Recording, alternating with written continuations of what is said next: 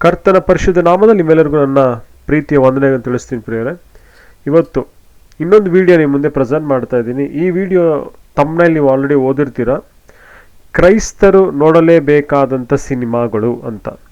ಹಾಗಾಗಿ ಹೊರಗಿನ ಜಗತ್ತಿನವರಿಗೆ ಸಿನಿಮಾಗಳು, ಎಂಟರ್ಟೈನ್ಮೆಂಟ್ಗಳು ಬೇಕಾದಷ್ಟು ಇರ್ತವೆ. ಕ್ರಿಶ್ಚಿಯನ್ ಮೂವೀಸ್ ಬಗ್ಗೆ ತುಂಬ ಜನಕ್ಕೆ ಏನಂದರೆ ಅವಗಾಹನೆ ಇರಲ್ಲ, ಅದು ಕುರಿತಾದಂಥ ಮಾಹಿತಿ ಇರಲ್ಲ, ಮತ್ತು ಏನು ನೋಡಬೇಕು ಅಂತಲೂ ಗೊತ್ತಿರಲ್ಲ. ಸೊ ಹಾಗಾಗಿ ನಾನು ನೋಡಿದಂಥ ಕ್ರಿಶ್ಚಿಯನ್ ಸಿನಿಮಾಗಳು, ನನ್ನ ಮೇಲೆ ಪ್ರಭಾವ ಬೀರಿದಂಥ ಆ ಸಿನಿಮಾಗಳು ನಿಮ್ಮ ಮುಂದೆ ನಾನು ಪ್ರೆಸೆಂಟ್ ಮಾಡಲಿಕ್ಕೆ ನಾನು ತುಂಬಾ ಸಂತೋಷವುಳ್ಳವನಾಗಿದ್ದೀನಿ. ಯಾಕೆ ಅಂತ ಹೇಳಿದ್ರೆ, ಈ ಸಿನಿಮಾಗಳಲ್ಲಿ ಒಂದು ಎಮೋಷನ್ಸ್ ಇದೆ. ಈ ಸಿನಿಮಾಗಳಲ್ಲಿ ಒಂದು ಬಲವಾದಂಥ ಒಂದು ಮೆಸೇಜನ್ನು ಸಾರುತ್ತೆ. ನೀವು ತಮ್ಮನೇಲಿ ನೋಡಿರ್ತೀರ. ಮೊದಲನೇದು ಬಂದ್ಬಿಟ್ಟು 10 ಕಮಾಂಡ್ಮೆಂಟ್ಸ್. 10 ಕಮಾಂಡ್ಮೆಂಟ್ಸ್ ಸಿನಿಮಾ ಬಗ್ಗೆ ಗೊತ್ತಿಲ್ಲದಿರೋರು ಯಾರೂ ಇರಲ್ಲ. ಪ್ರತಿಯೊಬ್ಬ ಕ್ರೈಸ್ತನೂ 10 ಕಮಾಂಡ್ಮೆಂಟ್ಸ್ ಸಿನಿಮಾ ಬಗ್ಗೆ ನೋಡಿರ್ತಾನೆ ಅಲ್ವಾ? ಹೌದು. ಇದನ್ನು ಡೈರೆಕ್ಟ್ ಮಾಡಿದ್ದು ಬಂದು ಸೆಸಿಲ್ ಬಿ ಡಿಮೆಲೆ ಅಂತ. ಇದಕ್ಕೆ ಮೋಸಸ್ ಪಾತ್ರ ಮಾಡಿದವ್ರು ಬಂದ್ಬಿಟ್ಟು ಚಾರ್ಲ್ಸ್ ಹೆಸ್ಟನ್ ಅಂತ. ಫರೋ ಪಾತ್ರ ಮಾಡಿದವ್ರಂತೂ ಯುಲ್ ಬ್ರಿನ್ನರ್, ಅದ್ಭುತವಾದಂಥ ಆ್ಯಕ್ಟಿಂಗ್. ಮತ್ತು ಜಾಶ್ವಾ ಪಾತ್ರ ಮಾಡಿದವ್ರು ಬಂದ್ಬಿಟ್ಟು ಜಾನ್ ಡೆರಿಕ್ ಅಂತ. ಶೆಫೆರೋ ಪಾತ್ರ ಮಾಡಿದವ್ರು ಬಂದು ಓನೆ ಡಿ ಕ್ಯಾರ್ಲೋ ಅಂತ. ಇದು ರಿಲೀಸ್ ಆಗಿದ್ದು November 8, 1956. ಅದ್ಭುತವಾಗಿ ಮಾಡಿದ್ದಾರೆ. ಈಗಿನ ಕಾಲದಲ್ಲಿ ಗ್ರಾಫಿಕ್ಸ್ ಇದೆ, ಗ್ರಾಫಿಕ್ ಇಟ್ಕೊಂಡು ಏನೇನೋ ಮಾಡ್ತಾ ಇದ್ದೀವಿ, AI ಇಟ್ಕೊಂಡು ಏನೇನೋ ಮಾಡ್ತಾ. ಆಗಿನ ಕಾಲದಲ್ಲಿ ಗ್ರಾಫಿಕ್ಸು ಇಲ್ಲ, AI ಇಲ್ಲ. ಅದ್ಭುತವಾಗಿ ಸಿನಿಮಾ ಮೂಡಿ ಬರುತ್ತೆ. ಫಸ್ಟಿಂದ ಲಾಸ್ಟ್ವರೆಗೂ ಸಹ ಎಷ್ಟು ಚೆನ್ನಾಗಿ ನಮ್ಮನ್ನು ನಡೆಸ್ಕೊಂಡು ಹೋಗುತ್ತೆ ಅಂದರೆ ಚೆನ್ನಾಗಿರುತ್ತೆ. ಹಾಗಾಗಿ 10 ಕಮಾಂಡ್ಮೆಂಟ್ಸ್ ಒಂದು ಮಾಸ್ಟರ್ ಪೀಸ್ ಅಂತ ಹೇಳ್ಬೋದು. 10 ಕಮಾಂಡ್ಮೆಂಟ್ಸು ಹಾಲಿವುಡ್ಡಲ್ಲಿ ಒಂದು ಪ್ರಧಾನವಾಗಿರುವಂಥ ಒಂದು ಜೈಂಟ್ ಸ್ಟೆಪ್ ಇಟ್ಟಿರುವಂಥ ಒಂದು ಸಿನಿಮಾ ಅಂತ ನಾವು ಹೇಳ್ಬೋದು. ಹಾಗಾಗಿ ನೀವೇನಾದರೂ 10 ಕಮಾಂಡ್ಮೆಂಟ್ಸ್ ನೋಡಿಲ್ಲ ಅಂದರೆ ನೋಡಿ, ತುಂಬ ಚೆನ್ನಾಗಿರುತ್ತೆ ಆ ಸಿನಿಮಾ, ತುಂಬ ಅದ್ಭುತವಾಗಿರುತ್ತೆ. ಎರಡನೇ ಸಿನಿಮಾ ನೀವು ಗಮನಿಸಿದ್ರೆ ಬೆನ್ ಹರ್ November 18, 1959 ರಿಲೀಸ್ ಆಗುತ್ತೆ. ಡೈರೆಕ್ಟೆಡ್ ಬೈ ವಿಲಿಯಂ ವೈಲರ್ ಅಂತ. ಇದು ಒಂದು ನಾವೆಲ್ನ, ಒಂದು ಕಾದಂಬರಿ ಮೇಲೆ ಆಧಾರಿತವಾದಂಥ ಒಂದು ಸಿನಿಮಾ. ಇದು based on Ben Hur, a tale of Christ ಅಂತ. ಕ್ರೈಸ್ಟ್ನ ಕಾಲಘಟ್ಟದಲ್ಲಿ ಬೆನ್ ಹರ್ ಅಂತ ಒಂದು ವ್ಯಕ್ತಿ ಇರ್ತಾನೆ. ಅವನಿಗೊಬ್ಬ ರೋಮನ್ ಸೋಲ್ಜರ್ ಇರ್ತಾನೆ. ಅವನು ಯಾವ ರೀತಿ ಮೋಸ ಮಾಡ್ತಾನೆ, ಮತ್ತು ಅವ್ನ ಮನೆನ ಯಾವ ರೀತಿ ಸೀಸ್ ಮಾಡ್ತಾರೆ, ಇವನು ಒಂದು ಸ್ಲೇವ್ ಆಗಿ ಮಾರಲ್ಪಡ್ತಾನೆ, ಹಿಂತಿರುಗಿ ವಾಪಸ್ ಯಾವ ರೀತಿ ಬರ್ತಾನೆ ಅನ್ನೋದನ್ನು ಅದ್ಭುತವಾಗಿ ಅದರಲ್ಲಿ ತೋರಿಸಲ್ಪಟ್ಟಿದೆ. ಆಮೇಲೆ ಅವನು ಲಾಸ್ಟಲ್ಲಿ ಯೇಸು ಕ್ರಿಸ್ತನನ್ನು ನೋಡ್ತಾನೆ, ಮತ್ತು ಆತನಿಗೆ ಶಿಲ್ಬೆ ಹಾಕೋವಾಗಲೂ ಸಹ ಆತನ ನೋಡ್ಬಿಟ್ಟು ಏನು ಮಾಡ್ತಾನೆ, ಯಹೂದಿ ಆಗಿದ್ದಂಥ ಇವನು ಕ್ರಿಶ್ಚಿಯನ್ ಆಗಿ ಮಾರ್ಪಡ್ತಾನೆ. ಅದ್ಭುತವಾದಂಥ ಸಿನಿಮಾ. ಎಷ್ಟು ಚೆನ್ನಾಗಿದೆ ಅಂದರೆ ಎಮೋಷನ್ಸು ಅದೆಲ್ಲ. ತಾಯಿ ತಂಗಿ ಎಲ್ಲನೂ ಸಪ್ರೇಟ್ ಆಗಿಬಿಡ್ತಾರೆ. ಕುಷ್ಠರೋಗ ಬಂದ್ಬಿಡುತ್ತೆ. ಆ ಕುಷ್ಠರೋಗದ ಕಾಲೋನಿಯಲ್ಲಿ ಹೋಗಿ ಸೇರ್ಕೊಂಡ್ಬಿಡ್ತಾನೆ. ತಾಯಿ ತಂಗಿನ ಹುಡುಕ್ತಾ ಅಣ್ಣ ಬರ್ತಾನೆ. ಎಷ್ಟು ತುಂಬ ಚೆನ್ನಾಗಿರುತ್ತೆ. ಯೇಸು ಸ್ವಾಮಿಯನ್ನು ಕಂಡುಕೊಳ್ತಾನೆ, ಯಾವ ರೀತಿಯಾಗಿ ಆತನ ರಕ್ಷಣೆ ಹೊಂದಿಕೊಂಡ ಅಂತ ಸಿನಿಮಾ ನೋಡ್ತೀವಿ ನಾವು. ಅದರಲ್ಲಿ ಒಂದು ಚಾರಿಯಟ್ ರೇಸ್ ಇರುತ್ತೆ, ಅದ್ಭುತವಾಗಿರುತ್ತೆ. ಅದು ಹಿಸ್ಟಾರಿಕಲ್ ಆಗಿರುತ್ತೆ. ನೀವು ಬೆನ್ ಹರ್ ಸಿನಿಮಾನ ಮಿಸ್ ಮಾಡಲೇಬಾರ್ದು. ಅಷ್ಟು ಚೆನ್ನಾಗಿರುವಂಥ ಅದ್ಭುತವಾದಂಥ ಸಿನಿಮಾ ಇದು. ಇನ್ನು ಮೂರನೇ ನೀವು ಗಮನಿಸಿದ್ದೆ ಅಂದರೆ ಗಾಡ್ ಈಸ್ ನಾಟ್ ಡೆಡ್ ಅಂತ ಪಾರ್ಟ್ 1. ಇದು March 21, 2014 ರಿಲೀಸ್ ಆಗುತ್ತೆ.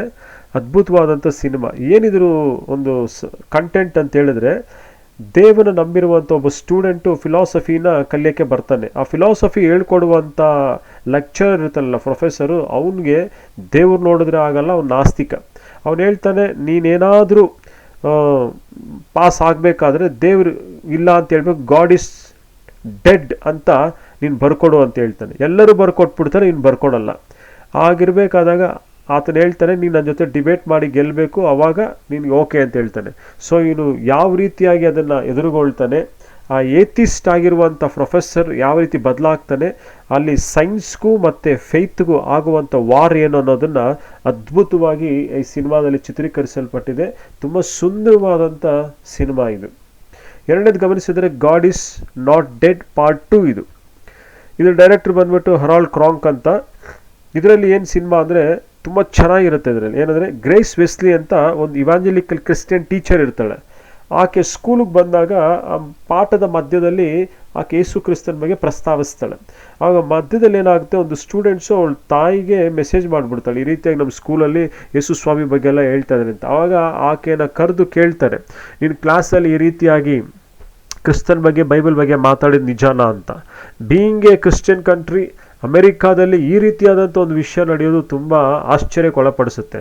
ಯಾಕಂದರೆ separation of the church and state ಅಂತ ಒಂದು ಸಿದ್ಧಾಂತ ಇರುತ್ತೆ ಅವ್ರದ್ರಲ್ಲಿ.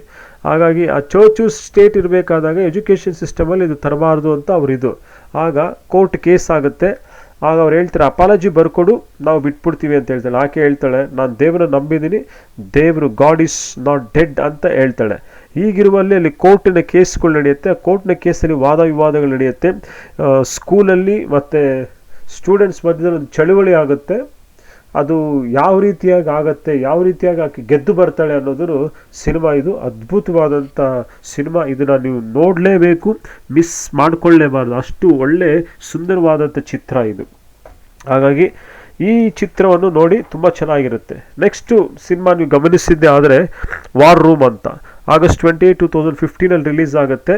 ನಿಮ್ಗೆಲ್ರಿಗೂ ಗೊತ್ತಿರುವಂಥ ಇವ್ಯಾಂಜಲಿಸ್ಟ್, ಫೇಮಸ್ ಪ್ರೀಚರ್ ಆಗಿರುವಂಥ ಪ್ರಿಸ್ಕಿಲಾ ಶೆರರ್ ಅವರು ಈ ಸಿನಿಮಾದಲ್ಲಿ ನಟನೆ ಮಾಡಿದ್ದಾರೆ. ಈ ಸಿನಿಮಾದಲ್ಲಿ ಏನು ಅಂದರೆ ಗಂಡ ಹೆಂಡತಿ ಇರ್ತಾರೆ. ಹೆಂಡತಿ ಪಾತ್ರದಲ್ಲಿ ಪ್ರಿಸ್ಕಿಲಾ ಯಾರಿದ್ದಾರೆ ಅವರು ಇದ್ದಾರೆ, ಎಲಿಜಬೆತ್ ಅಂತ.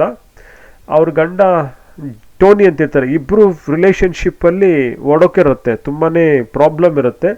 ಆದರೆ ಈ ಪ್ರಾಬ್ಲಮ್ ಇರಬೇಕಾದಾಗ ಅಲ್ಲಿ ಮಿಸ್ ಕ್ಲಾರಾ ಅಂತ ಒಬ್ರು ಇರ್ತಾರೆ. ಅವರು ಈ ಎಲಿಜಬೆತ್ನ ಗಮನಿಸಿ ಅವ್ರಿಗೆ ಬೇಕಾದಂಥ ಮತ್ತು ಕ್ರಿಸ್ತನ ರೀತಿಯಾದಂಥ ಪ್ರೀತಿ ಮತ್ತು ಕೌನ್ಸಿಲಿಂಗ್ನ ಕೊಡ್ತಾ ಇರ್ತಾರೆ.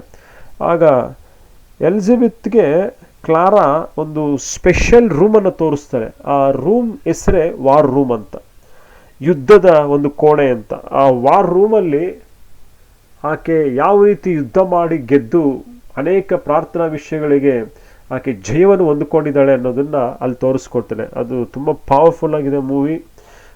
ತುಂಬ ಪೆನಿಟ್ರೇಟಿವ್ ಆಗಿರುತ್ತೆ. ಪ್ರೇಯರ್ಸು, ಮಾತುಗಳೆಲ್ಲ ತುಂಬ ಶಕ್ತವಾಗಿ ನುಗ್ಗುತ್ತೆ.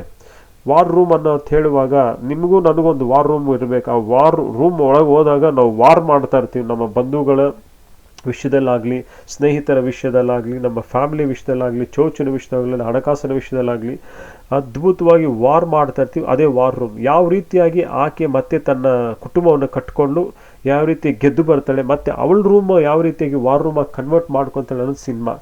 ಹಾಗಾಗಿ ಈ ಕ್ರೈಸ್ತ ಪ್ರಪಂಚದಲ್ಲಿ ನಮಗೆ ಎಂಟರ್ಟೈನ್ಮೆಂಟ್ ಇಲ್ಲದೇ ಇದ್ದಲ್ಲಿ, ಹಾಗಾಗಿ ಕ್ರಿಶ್ಚಿಯನ್ ಸಿನಿಮಾಗಳು ಇರಬೇಕಾದಾಗ ನಾನು ಇದನ್ನು ರೆಕಮೆಂಡ್ ಮಾಡ್ತಾ ಇದ್ದೀನಿ. ಪಾರ್ಟ್ 1 ಅಂತ ತಿಳ್ಕೊಳ್ಳಿ. ಮತ್ತು ಇನ್ನು ನೆಕ್ಸ್ಟ್ ಪಾರ್ಟ್ 2 ಅಲ್ಲೂ ಕೆಲವು ಕ್ರಿಶ್ಚಿಯನ್ ಸಿನಿಮಾಗಳು ತರ್ತೀನಿ. ನಿಮ್ಮ ಫೇತ್ನ ಬಿಲ್ಡಪ್ ಮಾಡುತ್ತೆ ಮತ್ತು ಇನ್ಸ್ಪೈರ್ ಮಾಡುತ್ತೆ. ಓಕೆ, ನೆಕ್ಸ್ಟ್ ಪಾರ್ಟ್ 2 ಅಲ್ಲಿ ತರ್ತೀನಿ. ಕರ್ತನ ಕೃಪೆ ನಮ್ಮನ್ನೆಲ್ಲರನ್ನ ಆವರಿಸಿರಲಿ. Thank you.